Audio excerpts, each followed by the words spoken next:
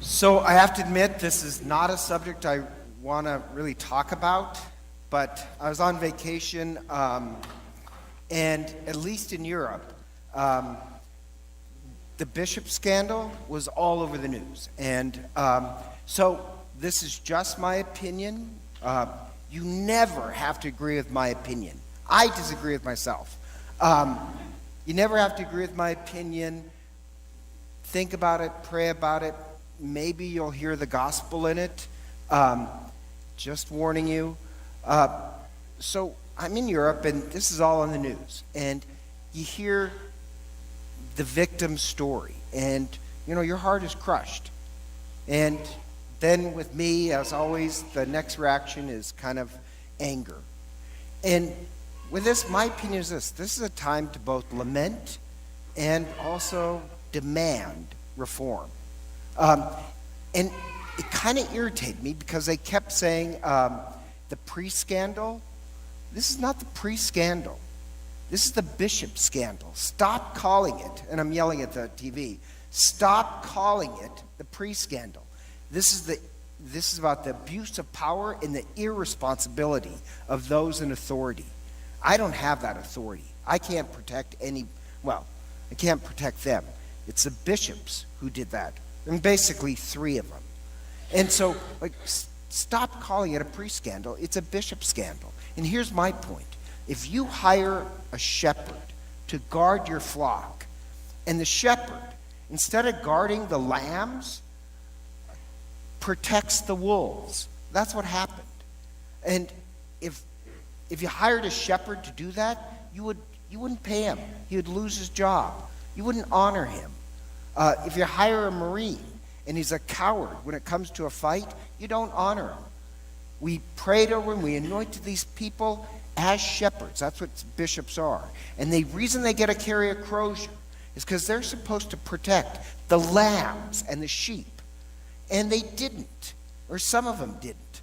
And so my position is, take their croziers away. I'm pretty extreme on this, let you know. No, they deserve to have their croziers taken away. Even worse is this.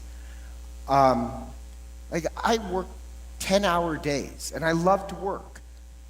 But they're the ones who are a threat to the church. There's always predators. There's always dangerous people in the world. But your job was to protect the lambs, and you didn't do your job. And so I think their croziers should be taken away. And I was talking to my mother, and my mother says, and we do a lot to protect children. Everybody who volunteers in whatever ministry has a background checked. We do a tremendous amount. And all it took was three bishops to give us all a bad name. And so, I think they should have their croziers taken away and even be excommunicated. I know that sounds strange, but no. What worse crime can you commit? Your charge was protecting their lives, and you didn't. I say excommunicate them. And if I was a bishop, I would stand up and demand that from other bishops. I love Pope Francis. I really do. I love Pope Francis. But I really don't want to hear bishops or Pope Francis say, our hearts and prayers go out to you. I don't want to hear words. I want to hear actions. Like the letter of James. He says, no, let's show your faithful, not in words, but poured out in loving deeds. It's time for action. Enough talk. I don't want to hear my sympathy and prayers go out. I want to hear actions. And I tell you, why not? The Pope can easily create this rule that says, listen, if any bishop doesn't protect the lambs, they're excommunicated. And not only the bishops, but also their staff, because you can't do that alone. Somebody has to be doing the records. Anyone who offers shelter to a wolf, a predator, you're out. It's a sin against the church. And I was talking to my mother, and my mother said, maybe they need a class. Hey, my mother's very sweet, and I said, on what? How to dial 911? There's no class. You dial 911, and there's a lot of good bishops. When I was growing up, Our bishop was Bishop Trinan, who, honest to God, was a saint. I was very lucky. Or when I was ordained a priest, our bishop was Todd Brown. Kind of odd personality, but I have to say, I would take a bullet for him. Todd Brown was incredibly compassionate with people's faults and sins. He would be right, if you were a sinner or had the problem, he was right there for you. But he was a moral wall. There's things he wouldn't permit. That's why we don't have any of these problems in Idaho, is because of Todd Brown. Todd Brown transfers and goes to Orange County, and he goes to Orange County and he sees the personnel record, and there's predators. And you know what he did? He called the police, and he called the prosecutor's office and said, you need to get down here. And now, that's kind of amazing. And I talked to him, I spoke with him, and he said, I don't owe them anything. They're criminals. My job is to protect the church. I respect that. And you know who else I really honor in all this? The ones who are virtuous are the victims. They're the ones who had the bravery to stand forward. I honor the victims. I pray for the jurors. I pray for the courage of prosecutors. That's who you need. And yet there's a lot of great bishops. But 3 can give us a bad reputation. And I don't want to hear words. I want to hear actions. And I put it up on our website. Well, actually, I had somebody else because I don't know how to do that. Did you listen to Bishop Bishop Barron? He gave a great talk where he said, I'm not Catholic because of the moral excellence of bishops. I'm Catholic because this is the church that Christ himself started. The Catholic Church, we're the ones who wrote the Gospels. I'm Catholic because of Christ. I'm Catholic because we wrote the Gospels. Catholic because of the sacraments, because of our communion with the saints.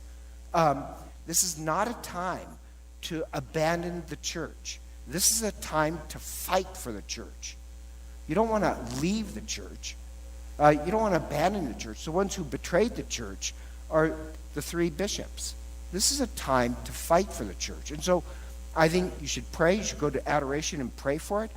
But, and I'm just telling you my opinion. I think you should write the bishop. Write the nuncio. Even Barron says that.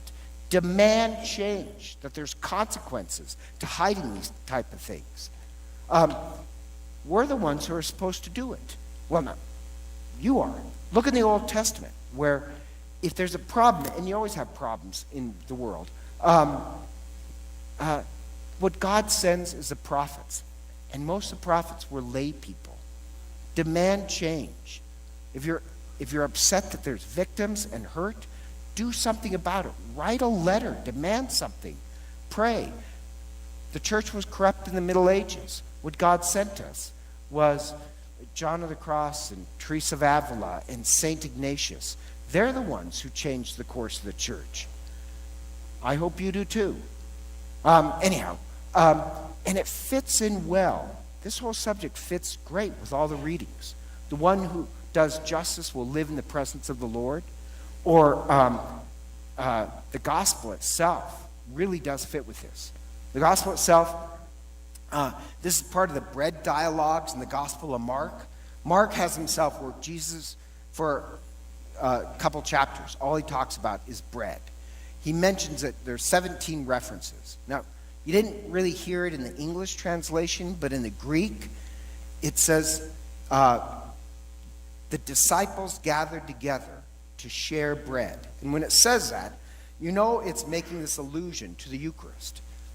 And the Pharisees get upset because they didn't wash their hands. And literally in the Greek is, they didn't purify before sharing in the bread. Now, if you're Catholic, you know that's a reference to the Eucharist, that the Eucharist is supposed to purify your hearts. But the Pharisees, they get upset because religion for them is all about the appearance of purity. So, you have to wash your hands, which they get upset with Jesus because he doesn't wash his hands. It says it's right there in the Bible, or the tradition of the elders. You know what? It's not. They think they know religion, but they don't. The only one who has to wash their hands is the priest before offering a sacrifice. And it's a prayer that our hearts become pure. That's what the washing of the hands does. And so this whole thing really is kind of about the Eucharist, but what kind of worship are you really offering God? Just about the appearance of purity, or really striving to have a pure heart? And so Jesus, he sees these people, and he calls them hypocrites. He actually calls them in Greek actors. Now, just real brief, drives me up the wall when people can't distinguish between a sinner and a hypocrite. I'm a sinner. I have anger issues. I have a lot of issues. Doesn't make me a hypocrite. I take religion very serious. I'm broken, but I'm not play acting. Hypocrites, what he calls them actors, is that it's all about a show. The three bishops, they're more concerned about protecting the wolves because they wanted the appearance. They will not live in the presence of the Lord. And so you have this talk about purity and what is real religion. Real religion is trying to purify your heart. Or the letter of James is beautiful about this. Let us not worship in words, but in actual acts of love.